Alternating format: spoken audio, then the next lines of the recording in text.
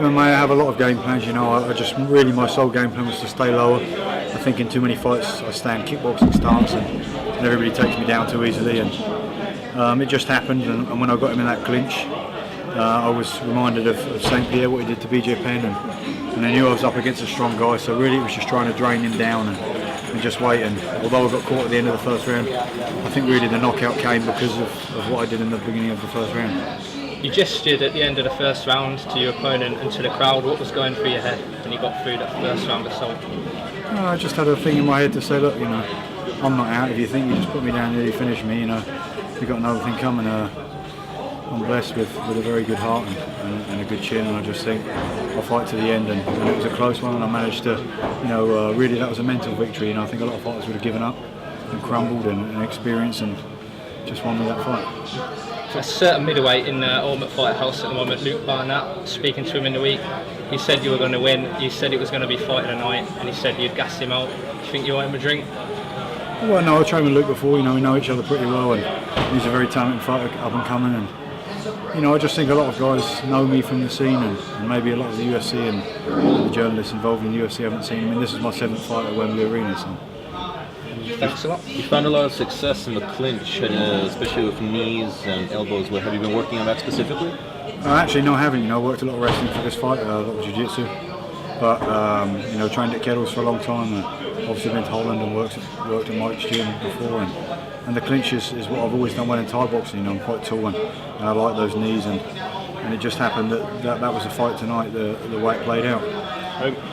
How hurt were you at the end of the first round? It seemed like he had you pretty shaken. I wasn't actually that hurt, to be honest, but I did take some big shots and you are kind of moving, but more so I was on the bottom thinking, don't stop the fight, unless I move and get up and move a little bit, there's justification for the referee to stop it, so that was all I was really thinking about. Respect fight, Zanny. You had a bit of a pop at TRT at the end there.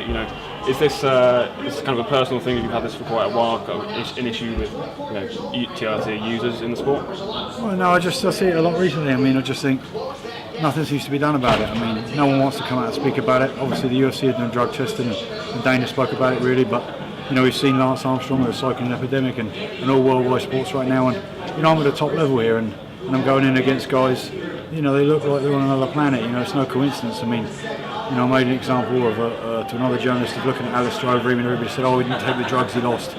Come on, you're telling me he didn't take anything? Everybody knows. People know who the guys are. Someone's just asked me, was I having a go at Vitor? I wasn't having a go at Vitor, but why does he get to take testosterone? I'm training 3 times a day. I'm exhausted to death. I don't get to stick anything in my body. So, everybody goes to work. All of you lot go to work. You wake up. Do you take testosterone to go to work? You don't. So, something needs to be done, and that's why I raised it.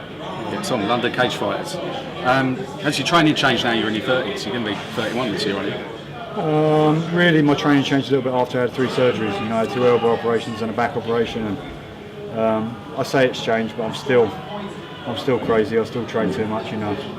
Good friends with Brian Stan, and we both joke at each other that everybody comes in, does 1 session or 2 sessions. We're in there 3-4 times a day. And how much of your training is actually in the UK now? I do a little bit here. I'll be here for 2 weeks now. I'll be at Kettles Gym a lot. Work with Jude Samuel in London. But I do predominantly most of my training in the States.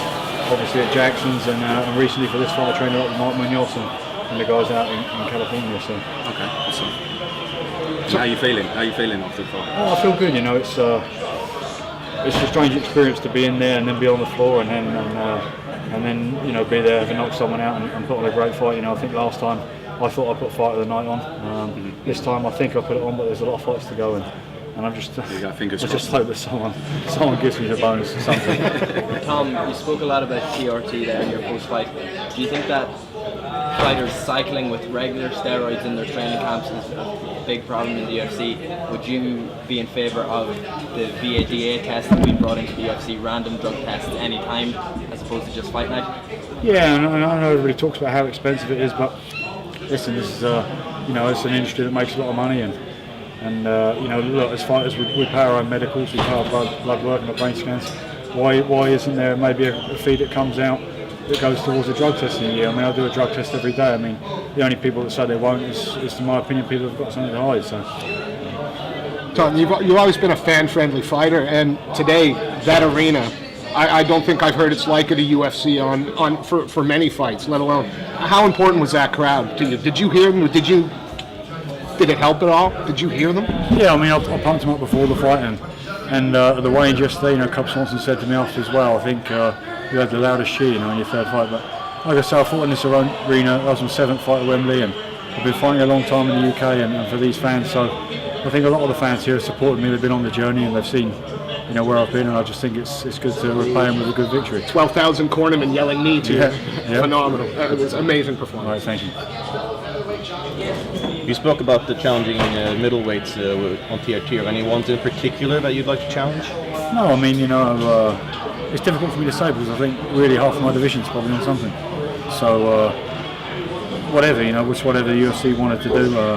You know, I didn't choose Brad Tavares. I didn't choose Nedkov. And I'm not going to choose my next opponent. So Joe Silva, you know, gets paid very well, and look, he matched up in the Nedkov fight, and look what happened. So, you know, I'll leave it in his hands, and I'm the type of fighter that, you know, I don't fear anybody, and I'll take a fight, and that's where I learn about myself. So.